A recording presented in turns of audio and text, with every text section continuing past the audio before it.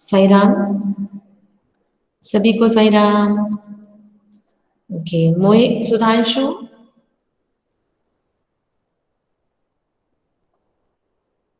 आपको मेरी आवाज आ रही है?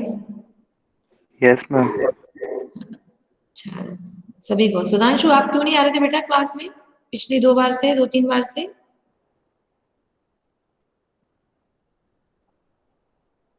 You are not audible. Has left the meeting. Okay, some problem. Okay, Ritu,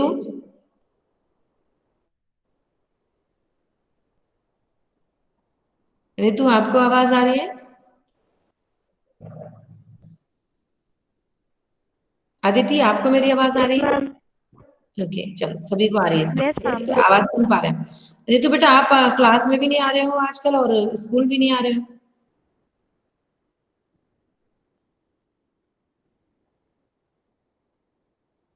In the previous class you joined and left the meeting. Ma'am school तो mummy papa ने अभी मना किया है। ओके, अभी भी आप क्लियरली ऑडिबल नहीं हो Ritu. I request to all of you, please be regular.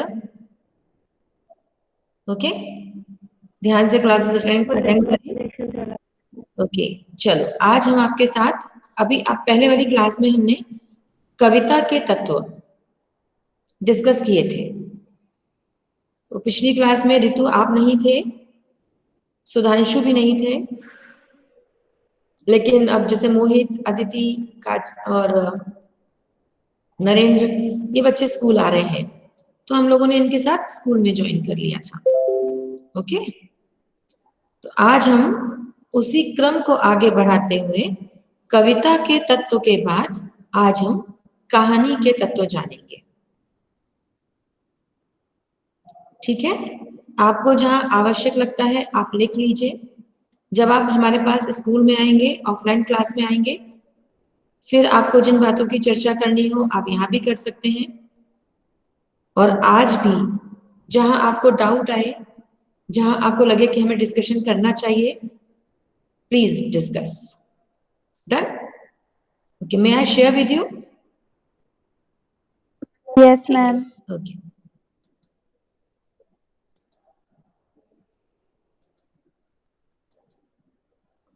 screen is visible to all of you? Yes ma'am.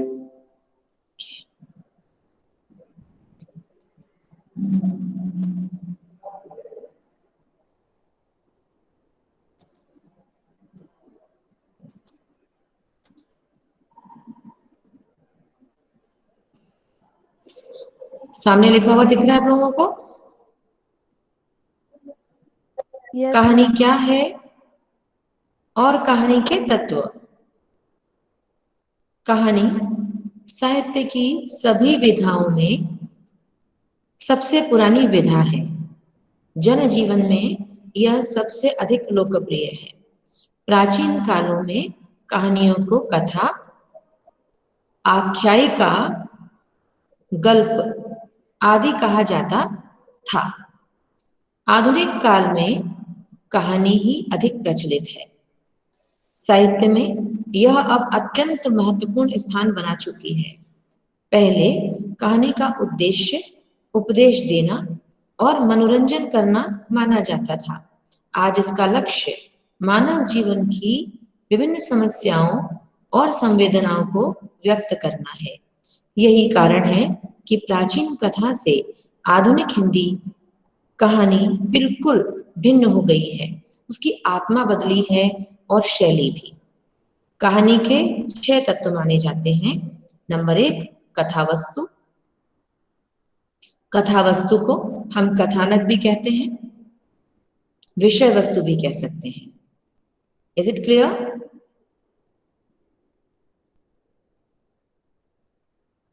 कथावस्तु सबको समझ में आया? मैम बता दीजिए एक बार। कथा वस्तु, कथानक, विषय वस्तु, जिसका आशय है कहानी जिस बारे में है, जिसके बारे में है। ठीक है, आप यस करो तो मैं आगे बढ़ूं। Yes ma'am. इसके बाद है चरित्र चित्रण। चरित्र चित्रण यानी कैरेक्टराइजेशन। अच्छा, कथा वस्तु को इंग्लिश में कहते हैं प्लॉट, और ये कैरेक्टराइजेशन, चरित्र चित्रण। जैसे किसी भी कहानी में जो भी भूमिकाएं निभाने वाले हैं, पुरुष पात्र, स्त्री पात्र, ठीक है, सजीव निर्जीव, जिस किसी की भी कहानी में एंट्री है, कहानी में जिक्र है, पक्षी भी हो सकता है, पशु भी हो सकता है। कई बार पशु पक्षी की कहानियां होती हैं, तो वो वहां पर मुख्य नायक नायिकाएं हो जाएंगे। इसके बाद संवाद। संवाद यानी डायलॉग्स।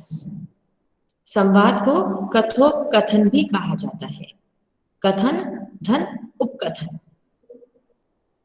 इसके बाद देशकाल एवं वातावरण। देशकाल और वातावरण का आशय होता है वह देश, वह काल, वह परिस्थिति जिसमें कहानी लिखी गई या जिससे कहानी संबंधित है। क्लियर? Yes ma'am. इसके बाद उद्देश्य। उद्देश्य यानी पर्पस। कहानी प्रस्तुति का, कहानी लिखने का क्या उद्देश्य है। देन शैली, किस तरीके से, किस शैली में कहानी लिखी गई। अब जो मैंने आपको अभी संक्षेप में बताया, अब इसका विवेचन है, ध्यान से सुन लीजिएगा। कथावस्तु। कथावस्तु के बिना कहानी की कल्पना ही नहीं की जा सकती, यह उसका अनिवार्य अंग है।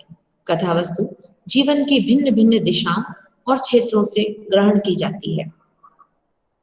इसके विभिन्न स्रोत हैं, पुराण, इतिहास, राजनीति, समाज आदि।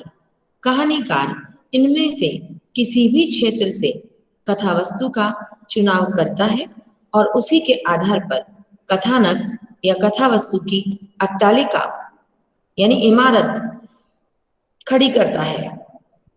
कथावस्तु में घटनाओं की अधिकता हो सकती है और एक ही घटना के आधार पर भी उसकी रचना हो सकती है। तो जरूरी नहीं है कि अत्यधिक घटनाएं होंगी, किसी एक घटना को भी केंद्र बनाकर कहानी लिखी जा सकती है। कहानी में घटना तत्व अत्यंत आजकल बहुत सूक्ष्म होते जा रहे हैं। आज घटना की आवश्यकता पर अधिक बल नहीं दिया जाता, लेकिन उसमें कोई ना कोई घटना तो अवश्य होती है। नंबर 2, चरित्र चित्रण। कहानी किसी व्यक्ति की ही होती है या व्यक्तियों की हो सकती है। यह व्यक्ति ही कहानी में चरित्र कहलाता है। जैसा मैंने अभी आपसे कहा, हो सकता है व्यक्ति ना हो, पशुओं की कहानी हो, पक्षियों की कहानी हो। तो कहानी में पात्रों की, चरित्रों की संख्या कम से कम होनी चाहिए, तभी कहानीकार एक चरित्र के बाहरी और आंतरिक पक्षों का अधिक से अधिक मनोविश्लेषण कर पाएगा। लेकिन यह ध्यान रहे कि चरित्रों का, पात्रों का मूल घटना से गहरा संबंध होना चाहिए। तो ये क्या हुआ? चरित्र चित्रण या पात्र। संवाद। पहले संवाद कहानी का अभिन्न अंग माना जाता था, लेकिन अब उसकी अनिवार्यता समाप्त हो गई है। ऐसी अनेक कहानियां लिखी गई हैं या लिखी जाती हैं जिनमें संवाद यानी डायलॉग्स नहीं रहते। पूरी की पूरी कहानी वर्णनात्मक या मनोविश्लेषणात्मक शैली में लिखी जाती है। संवाद की कहीं भी आवश्यकता ही नहीं पड़ती, लेकिन संवाद कहानी में अगर हो तो अच्छा रहता है, क्योंकि संवादों के माध्यम से पात्र, ये गलत लिखा है, संजीव नहीं सजीव, सजीव और स्वाभाविक बन पड़ते हैं। नेक्स्ट है देशकाल एवं वातावरण। कहानी किसी न किसी देश की किसी न किसी काल की उपज होती है, किसी न किसी समय में लिखी गई होगी वो, इसीलिए हर देश की कहानी दूसरे देश की कहानी से भिन्न होती है। भारत में या इस देश के किसी भूभाग में लिखी कहानियां अपने एक विशेष वातावरण से संबद्ध होती है, उनकी कोई संस्कृति होती है, सभ्यता होती है, रूढ़ी होती है, संस्कार होते हैं, जिनका कहानी पर स्वाभाविक प्रभाव पड़ता है। यह प्रभाव अपने आप आ जाता है। यहाँ पर अब हम चर्चा करेंगे आपसे अभी, ठीक है, इसको ध्यान से सुन लीजिए कि देश काल और वातावरण किस तरह से कहानी में आ जाते हैं। इसके बाद उद्देश्य, यह कहानी का एक तत्व माना गया है। सच तो यह है कि साहित्य की किसी भी विधा की रचना बिना किसी उद्देश्य के, सॉरी यहाँ उपदेश लिखा है, उद्देश्य बिना किसी उद्देश्य के नहीं होती। जीवन जीने का भी एक उद्देश्य होता है, कहानी की रचना भी उद्देश्य पर आधारित होती है। कहानीकार का कोई ना कोई प्रयोजन हर कहानी के पीछे, रचना के पीछे होता है। यह उद्देश्य कहानी के आवरण में यानी कहानी के परतों में छिपा होता है। प्रकट हो जाने पर उसका कलात्मक सौंदर्य नष्ट हो जाता है। इस वजह से उद्देश्य को छिपा कर रखा जाता है। यहाँ भी आप इस लाइन को नोट कीजिए जिससे हम चर्चा कर सके कि उद्देश्य प्रकट होने पर कहानी का कलात्मक सौंदर्य नष्ट हो जाता है कैसे।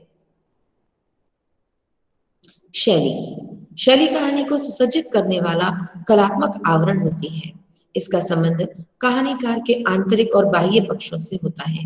कहानी लेखक अपनी कहानी को इस प्रकार से कहना चाहता है कि वह थोड़ा भिन्न लगे, उसका अपना एक तरीका हो, अपनी एक शैली हो। वह कहानी को वर्णनात्मक, संवादात्मक, आत्मकथात्मक और विवरणात्मक किसी भी रूप में लिख सकता है। उसकी शैली ऐसी हो कि वो पाठकों को अपनी ओर आकर्षित करे। साधारणतः या भाषा शक्ति द्वारा ऐसा होता है। कहानीकार की भाषा में इतनी शक्ति होनी चाहिए कि पाठक उसकी ओर आकर्षित हो। कहानी का आरंभ, मध्य, अंत सुगठित हो। शीर्षक छोटा होना चाहिए, रोचक होना चाहिए।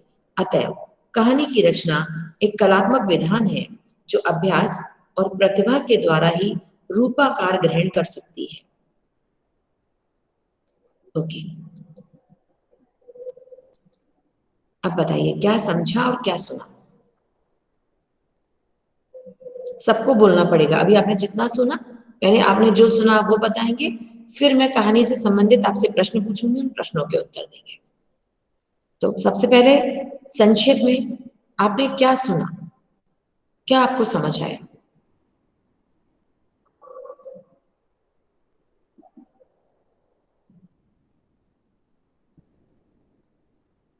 आरंभ करो, रितु आरंभ, हाँ Aditi,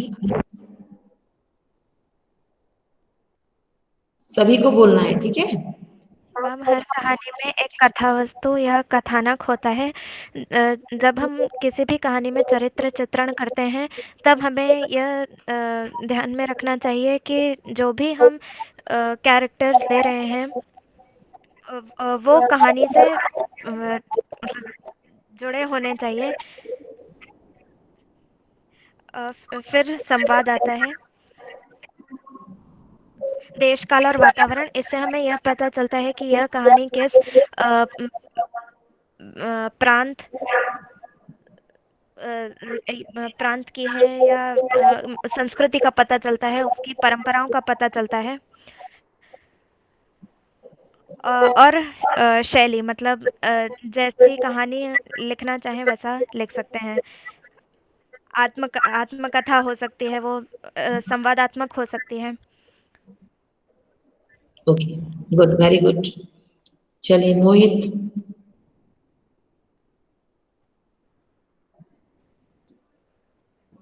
ma'am yes Aditi.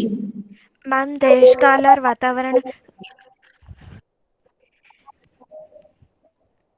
Ma'am अगर देश काल और वातावरण के मतलब कोई उपमा देखें तो उसके लिए तातारा वामीरो की कहानी देखी जा सकती है। Very good, very good, yes, very nice. Mohit. Yes ma'am. Ma'am कहानी के 6 मुख्य भाग होते हैं। जो पहला मुख्य भाग होता है उसे कथा वस्तु और इंग्लिश में प्लॉट कहा जाता है। कथा वस्तु ही कहानी होती है। कथा वस्तु कई तरह के हो सकते हैं, राजनीतिक, समाज, इतिहास या किसी ग्रंथ से लिया गया। दूसरा भाग पात्र एवं चरित्र चित्रण होता है। पात्र एवं चरित्र चित्रण करते समय लेखक को ध्यान रखना चाहिए कि जो चरित्र हों वो शालीवान, त्यागी हों। और इसके बाद संवाद आता है जिसको कथोपकथन भी कहा जाता है। कथोपकथन चरित्रों के अनुकूल होना चाहिए तथा सरल, सुबोध, स्वाभाविक होना चाहिए। Very good. देश का इसके बाद चौथा भाग देश काल वातावरण है। वह देश वह काल जहाँ पर कहानी लिखी गई है। और उसके बाद भाषा शैली आती है जो कि सरल, स्पष्ट और सुबोध होनी चाहिए ताकि जिस कहानी जिसको सुनाई जा रही है या पढ़ी जा रही हो उसके द्वारा उसको आसानी से समझा जा सके। इसके बाद अंत में उद्देश्य उद्देश्य प्रकट होने पर कहानी का कलात्मक सौंदर्य नष्ट हो जाता है जो कि आप एक्सप्लेन करोगी। और उद्देश्य बहुत मुख्य होता है किसी भी कहानी को लिखने के लिए। बिना उद्देश्य के कोई भी कहानी लिखी नहीं जा सकती। Very good, correct. हालांकि वही बात है जो अदिति ने कहा, लेकिन मोहित का कहने का अपना एक तरीका है। इसी तरह से हर कहानीकार का कहानी कहने का अपना व्यक्तिगत स्टाइल होता है, तरीका होता है। Okay, very good. चलिए काजल।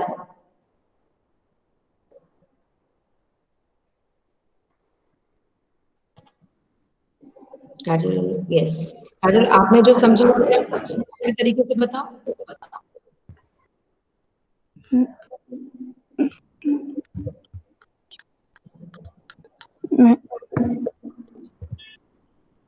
काजल की आवाज नहीं आ रही क्या? ओके काजल, थोड़ा सा रुको, तब तक चलो सुधांशु से पूछते हैं।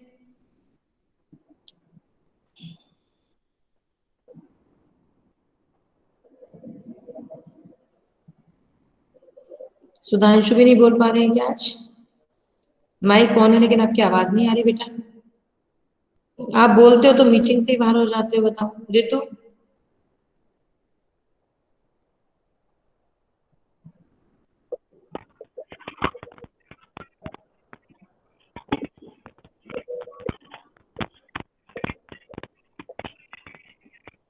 बोलने की वजह से, नेटवर्क प्रॉब्लम की वजह से Kajal has left the meeting, Sudhanshu has left the meeting और रितु की बिल्कुल आवाज नहीं आ रही।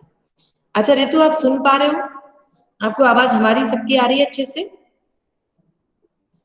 यदि सुन पा रहे हो तो चैट बॉक्स में लिख के बताओ।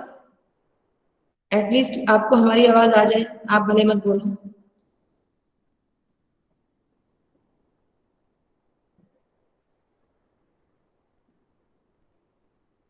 ओके ठीक है, चलो आवाज आ रही है तो okay. Sudhanshu has join the meeting again. Okay ठीक है। आप बोल पाएंगे कि फिर मीटिंग छूट जाएगी, फिर बाहर हो जाएंगे? हाँ नहीं आ रही, आपकी आवाज नहीं आ रही आज, कोई बात नहीं। आप हमेशा अच्छे से बोलते हो और अच्छा बोलते हो, लेकिन आज हम आपको नहीं सुन पा रहे हैं। ठीक है, चलो ओके। तो अभी हमने मोहित के माध्यम से, अदिति के माध्यम से ये जाना कि कहानी हिंदी साहित्य की प्राचीन विधाओं में से एक है। इस बात से आप पूरी तरह से सहमत हैं और जानते हैं। प्राचीन विधा, एक शब्द होता है विद्या, ठीक है, विद्या जिससे बना है विद्यालय, और एक शब्द होता है द्या के बजाय धा, विधा। जब हम विधा कहते हैं it means branches of literature, साहित्य की शाखाएं। तो जिस तरह से हिंदी साहित्य की विधाओं में अगर हम पहले देखें तो मोटे तौर पे हम दो भाग करते हैं, गद्य और काव्य। फिर काव्य की विधाएं, फिर गद्य की विधाएं। हिंदी साहित्य की गद्य की विधाओं में बड़ी लोकप्रिय है, पसंद की जाने वाली विधा है कहानी। शायद ही कोई ऐसा बालक होगा जिसने अपने जीवन में कहानियां नहीं सुनी होगी या कहानियों से प्यार नहीं किया होगा। विद्यालय में दादी के द्वारा, नानी के द्वारा, मम्मी पापा के द्वारा आपने अनेक कहानियां सुनी है। अभी जब आपने जाना, अब आपने अपने पढ़ाई के तौर पे आपने अपने सिलेबस के अंतर्गत जाना कि कहानी क्या है। तो कहानी के मैंने नाम कौन कौन से बताए थे अभी? आख्यायिका। मैम मेरी आवाज आ रही है? हाँ बेटा, वेरी गुड। काजल, अब आपकी आवाज आ रही है, आप बोलना चाहते हो, आप बताना चाहते हो आपने क्या सुना? Yes ma'am. ओके, बताओ, आप बताओ, उसके बाद फिर हम आगे की चर्चा करेंगे। मैम जो कहानी होती है वो बहुत पुराने समय से चली आ रही है और उसके 6 तत्व होते हैं। जो कथा वस्तु होती है उसके बिना कहानी नहीं लिखी जा सकती। उसमें कुछ मतलब कि दिशाओं से, मतलब कि क्षेत्रों से उसे ग्रहण किया जाता है। जैसे कि राजनीतिक, समाज जो रहते हैं वहां से कथा वस्तु जो लेखक होता है वो चुनता है। Very good. और जो चरित्र दूसरा होता है चरित्र चित्रण, जिसमें मतलब कि हम किसी व्यक्ति, पक्षी, किसी का भी चरित्र का चित्रण करते हैं। और उसके बाद में आता है संवाद।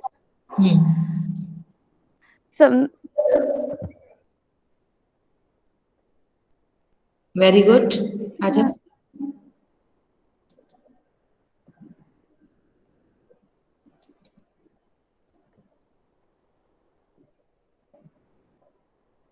काजल, आपकी आवाज अब पानी बंद हो गई है, आप बोल रहे हो या नहीं बोल रहे हो?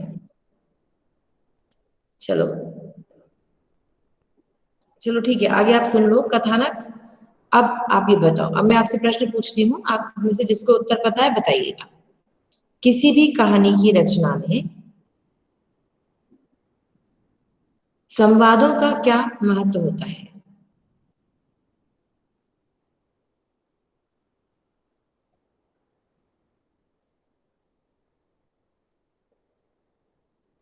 जिसको उत्तर पता है जल्दी से बताओ। किसी भी कहानी की रचना में संवादों का क्या महत्व होता है?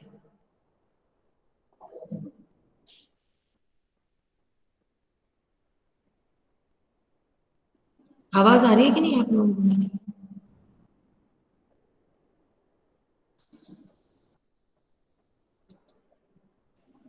अदिति, मोहित,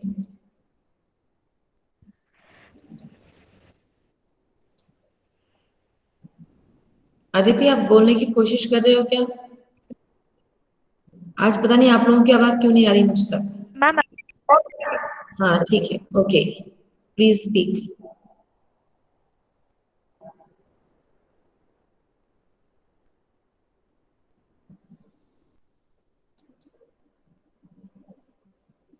अदिति, आपकी आवाज नहीं आ रही है। मैम जब हम किसी चीज़ को वर्णनात्मक रूप से समझाते हैं तब उसका असर इतना नहीं पड़ता जब हम सीधे संवाद लिखकर समझाते हैं। संवाद जब हम लिखते हैं तो उससे किस भाव से वो बोला जा रहा है वो ज़्यादा स्पष्टता से समझ आता है। ओके, बस एक बात और यहाँ रख, आपने जो बोला बिल्कुल सही है, एक बार और नोट कर लीजिए। यदि इस तरह से हम आपसे जब प्रश्न पूछते हैं कि संवादों का क्या महत्व है, तो संवाद कहानी में रोचकता लाते हैं। संवाद कहानी के चरित्रों की विशेषताओं को उजागर करते हैं। एम आई करेक्ट और नॉट?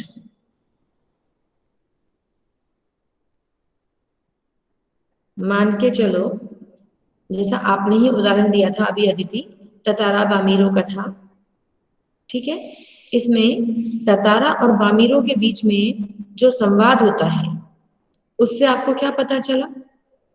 ततारा का स्वभाव कैसा था और बामीरो का स्वभाव कैसा था।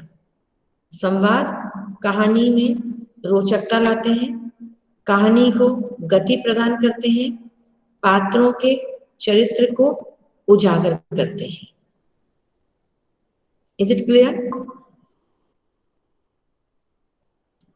अच्छा, संवाद कैसे होने चाहिए? कहानी के संवाद, है ना, कहानी के संवाद कैसे होने चाहिए? मान के चलो आप कहानी लिख रहे हो, तो आपको संवाद लिखते समय क्या ध्यान रखना पड़ेगा?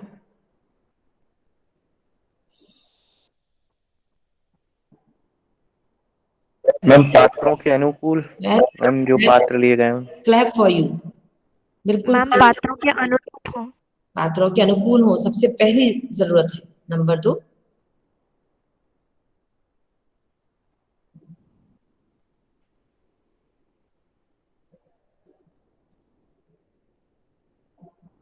और पात्रों के अनुकूल हो, और क्या विशेषता?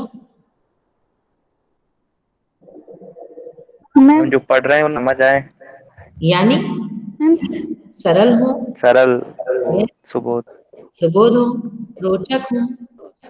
मैम कहानी की जो शुरुआत हो वो आकर्षक हो।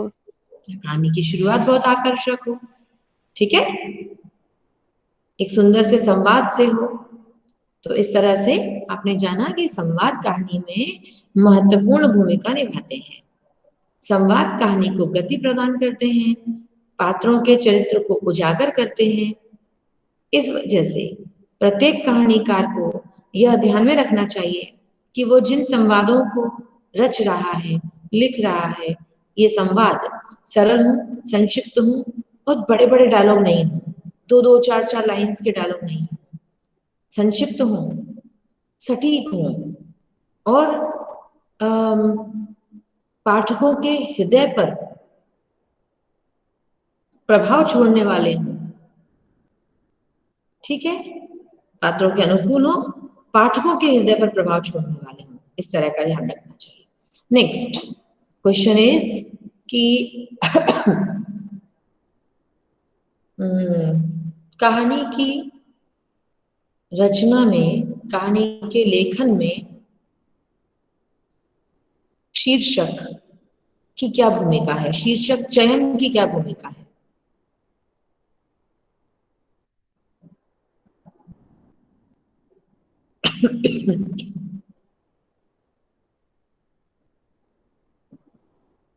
जल्दी जल्दी बताओ, इतना समय मत लो, जो मन में आ रहा है बोलो ना, जो आपको समझ आता है पहले वो बोलो।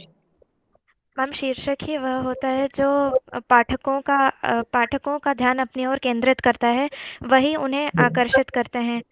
पूरी किताब छोड़ के सबसे पहले पाठक शीर्षक पढ़ते हैं, तो अगर शीर्षक ही अच्छा नहीं है तो कहानी नहीं।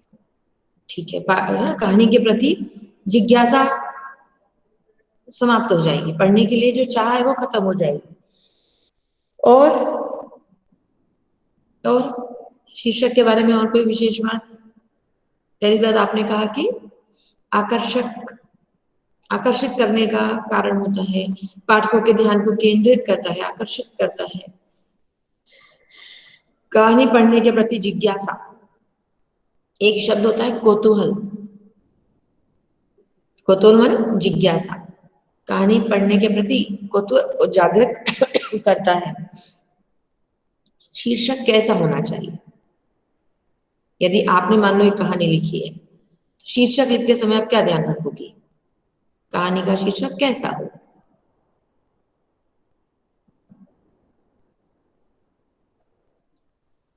हम आकर्षक। आकर्षक बनाने के लिए क्या करोगे?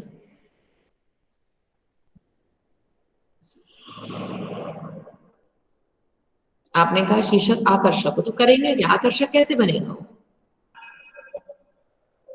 हम कुछ छोटा अलग होना करना चाहिए, पड़ेगा। कहानी के अनुरूप होना चाहिए। भले वो छोटा हो, संक्षिप्त हो, और अब क्योंकि आपको हिंदी के आप प्रश्न का उत्तर दे रहे हो, तो आपको हिंदी के अच्छे शब्दों का इस्तेमाल करना पड़ेगा। आपने कहा आकर्षक हो, बिल्कुल ठीक है। आकर्षक बनाने के लिए क्या? संक्षिप्त हो, नेक्स्ट सारगर्भित हो, और कहानी की कथावस्तु से संबद्ध हो। कई बार ऐसा होता है ना कि पूरी कहानी पढ़ ली, बोले शीर्षक का तो कोई इससे मतलब ही नहीं निकला, तो ऐसा भी नहीं है। आप जब अंग्रेजी में आप आंसर लिखते हो, आपसे पूछा जाता है कि describe the significance of the title of the story so and so, तो आप क्या लिखते हो? Title should be interesting, should be short, छोटा हो, सिग्निफिकेंट हो, रेलिवेंट हो। तो कहानी का शीर्षक आकर्षक होना चाहिए, संक्षिप्त होना चाहिए, रोचक होना चाहिए, पाठकों की समझ के अनुकूल होना चाहिए,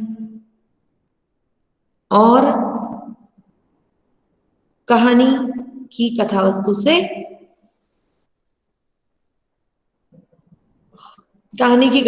से संबद्ध होना चाहिए। यदि उसमें आपस में तारतम्यता नहीं है, जुड़ाव नहीं है, तो भी शीर्षक लोगों को आकर्षित नहीं करता। ठीक, okay. Next question is about, तो कथानक हो गया, पात्र एवं चरित्र चित्रण, चलो इसके बारे में बताओ। कहानी लिखते समय पात्रों का उल्लेख करते समय विशेष बात क्या है जो ध्यान में रखनी चाहिए पात्र एवं चरित्र चित्रण के संबंध में?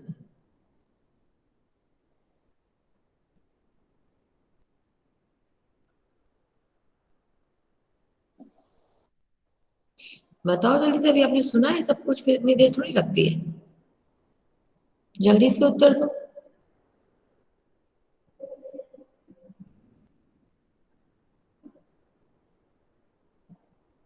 पात्र एवं चरित्र चित्रण के बारे में आपने क्या सुना?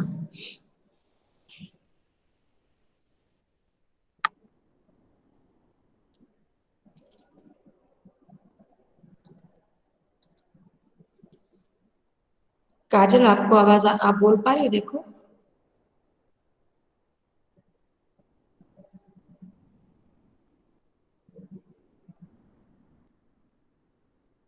चलो काजल तक आवाज नहीं पहुंच रही है। अदिति बताओ,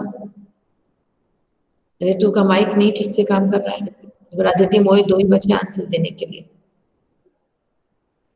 मैम पात्र ऐसा चुनना चाहिए जो पाठकों को अपने जैसा लगे, मतलब उनकी कुछ गुण जुड़ाव मिले। हो। और क्या हो?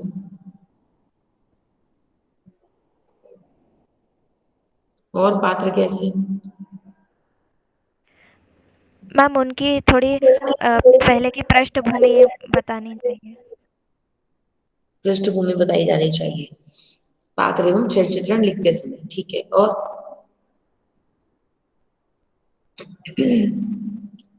और कोई बात? अभी आपने सुनी थी पात्र और चरित्र चित्रण।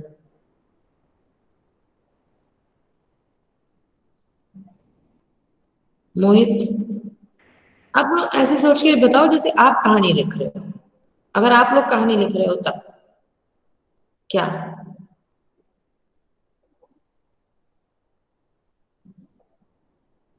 क्या ध्यान में रखोगे?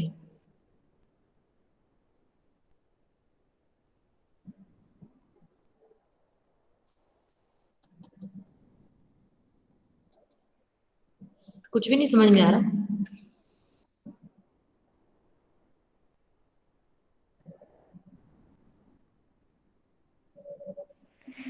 फिर कहानी कैसे लिखोगे? मैम उनकी व्याख्या ऐसी की जानी चाहिए कि मैम कि उनका एक चलचित्र पाठकों के समक्ष बन जाए। ओके, जैसा अभी ऋतु ने लिखा कि जो कहानी का मुख्य नायक है या नायिका है, वो उसका जो चरित्र है, उसकी जो विशेषताएं हैं, वो लोगों के पाठकों के हृदय पर एक असर छोड़े, एक संदेश, जो पाठ का उद्देश्य है ना, उसको पूर्ण करने में सहायक हो। तो पहली बात, पात्र और चरित्र चित्रण का जब चयन किया जाता है तो ध्यान रहे कहानी की विषय वस्तु के अनुकूल हो वो लोग। जिस देश काल और वातावरण में कहानी लिखी जा रही है, पात्रों का आचार व्यवहार, उनका बोलना, उनका जो कार्य व्यवहार है, वह सब देश काल और वातावरण के अनुकूल हो, कहानी के उद्देश्य से जुड़ा हुआ हो, पात्र या मुख्य नायक नायिका का जो चरित्र है वो उदात्त हो। उदात्त से आशय है कि महान चरित्र हो, कुछ ऐसा जो पाठकों को अपने से बेहतर लगे। वरना यदि कहानी का कोई संदेश नहीं है, यदि कहानी का कोई उद्देश्य नहीं है, यदि कुछ सोच के ही नहीं लिखी, बस ऐसे ही कहानी लिख के चले गए, तो इस तरह से जब कहानी लिखी जाती है तो वह कहानी पाठकों के दिल में अपनी जगह नहीं बना पाती। ठीक है, तो एक बार पुनः समझे कि कथानक, जैसा भी काजल ने बताया, समाज, राजनीति, धर्म, विज्ञान, जीवन के जितने भी क्षेत्र हैं, शिक्षा, किसी भी क्षेत्र से एक उद्देश्य, पहले सबसे पहले एक उद्देश्य का चयन किया जाता है। क्यों लिखी जा रही है कहानी, एक उद्देश्य को लेकर कहानी का सृजन होता है, कहानी का लेखन होता है। जब कहानी लिखते हैं तो कहानीकार कथा वस्तु जब अपनी सोच लेता है, निर्धारित कर लेता है, उसको लिपिबद्ध करने वाला होता है, तब वह कहानी के उद्देश्य को ध्यान में रखता है, कहानी में जिन पात्रों की उसे सृष्टि करनी है उद्देश्य को पाने के लिए पात्रों का चयन करता है। पात्रों के चयन में उसे एक और बात ध्यान रखनी पड़ती है, कहानी में बहुत ज्यादा पात्र नहीं हो। ठीक है, ये बात आप लोगों ने नहीं बताई थी, ये हमारी चर्चा से रह गया। पात्रों की संख्या सीमित हो। अगर असीमित पात्र होंगे, ज्यादा पात्र होंगे, तो ना तो पाठक अपना ध्यान केंद्रित कर पाएंगे और कहानीकार को भी अनेक समस्याओं का सामना करना पड़ेगा। Clear?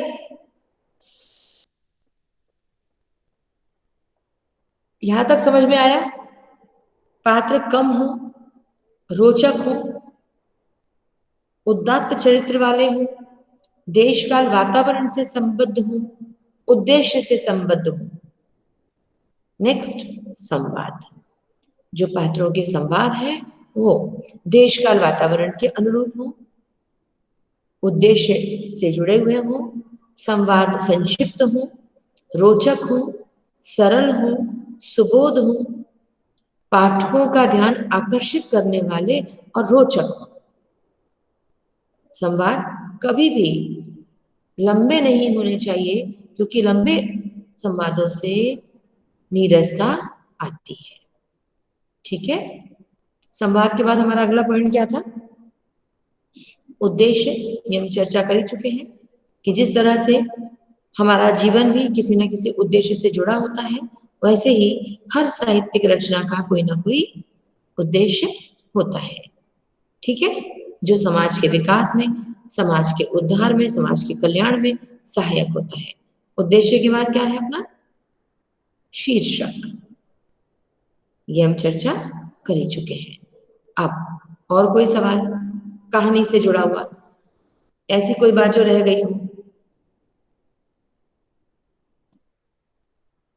Any question from your side? तो आई थिंक ये सारे प्रश्न यहाँ समाहित हो जाएंगे कि कहानी लेखन के तत्व कितने हैं, आप सबको याद हो गए हैं, 6 हैं। कहानी लेखन में कथा वस्तु का क्या महत्व है, या कथा वस्तु क्या होती है, या कथानक किसे कहते हैं, और कहानी लेखन में कथानक का क्या योगदान है, क्या भूमिका है। इसी तरह से प्रश्न बन जाएगा देश काल वातावरण पे, उद्देश्य पर, पात्र एवं चरित्र चित्रण पर, संवाद पर, शीर्षक पर। क्या क्या हो गया? कथानक, पात्र एवं चरित्र चित्रण, संवाद, देश काल एवं वातावरण, उद्देश्य और शीर्षक। इस तरह से ये 6 तत्व होते हैं जिनके आधार पर एक कहानीकार कहानी का सृजन करता है। अब एक बात और है डिस्कशन के लिए, आप में से जिसको भी पता है प्लीज बताइएगा, कहानी लिखने की शैली कौन कौन सी थी बताओ, कौन कौन सी शैली बताई गई अभी? वर्णनात्मक, संवादात्मक, आत्मकथात्मक और विवरणात्मक। अभी बताओ आत्मकथात्मक से क्या आशय है, उदाहरण देके बताओ, जैसे कैसे होगी आत्मकथात्मक?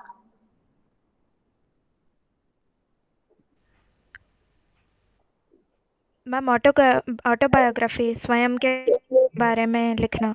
हाँ, तो अब क्योंकि एक तो होता है स्वयं के बारे में अपनी ऑटोबायोग्राफी लिखना, लेकिन कहानी के रूप में लिखना अपनी ऑटोबायोग्राफी, फिर कैसे होगी वो? जैसे उदाहरण, अदिति आप एक कहानी लिख रहे हो, तो उसकी शुरुआत कैसे होगी, उसका आरंभ कैसे होगा फिर?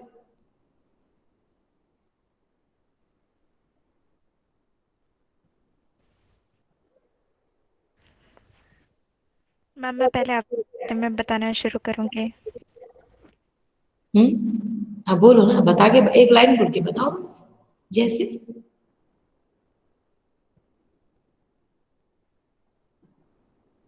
मैम अगर स्टोरी के फॉर्म में है तो उसको ज्यादा वो बताने की जरूरत नहीं, वो तो फिर डायरेक्ट शुरू भी की जा सकती है ना।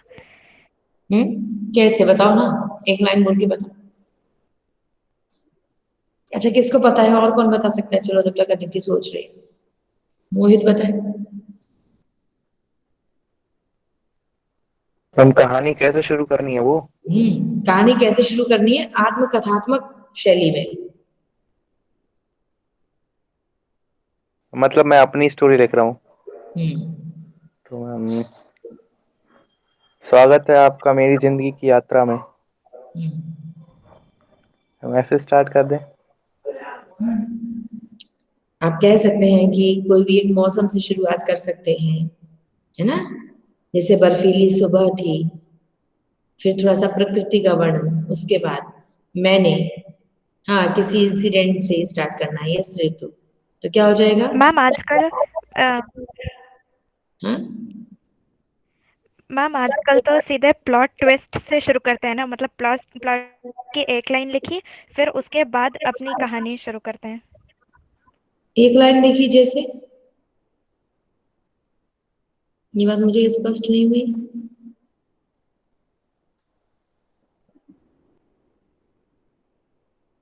मैम मैं 1 मिनट सोच के बताती हूँ।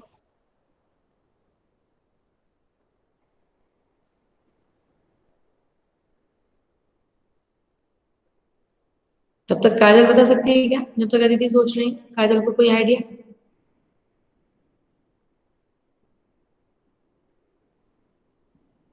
हमें ना सिर्फ प्रश्न उत्तर रटने नहीं है, कोशिश करना है कि यदि हमारे पास शब्द भंडार है, हमारे पास विचार है, तो क्यों ना हम स्वयं एक कहानी लिखें। तो जब हमें कहानी लिखनी है तो हमें शैली पता होनी चाहिए। वर्णनात्मक शैली तो ठीक है, वर्णनात्मक हो गई कि एक समय की बात है, एक राजा था, एक समय की बात है, एक आश्रम था, वहां ऐसा होता था। और आत्मकथात्मक कैसे हो जाएगी अदिति, आपको समझ आया?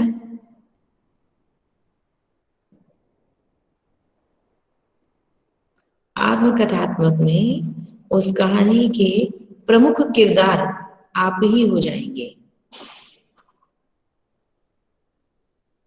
आत्मकथात्मक में जैसे बर्फीली सुबह थी, तेज हवा चल रही थी, और फिर अचानक मैंने देखा, इस तरह से मैंने देखा के बाद पूरी कहानी का जो मुख्य नायक रहेगा, मुख्य नायिका रहेगी, वो आप रहेंगे। एम आई राइट? अच्छा, गिल्लू पाठ आपने कौन सी क्लास में पढ़ा है? नाइन्थ। 9th में है। तो गिल्लू कैसी शैली में है?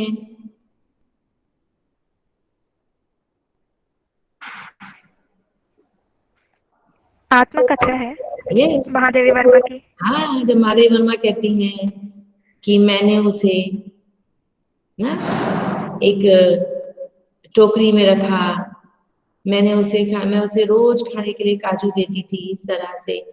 तो यहाँ पर डिस्क्रिप्शन है गिल्लू के बारे में, उद्देश्य है पशु पक्षी जगत के प्रति महादेवी जी के प्रेम को उजागर करना।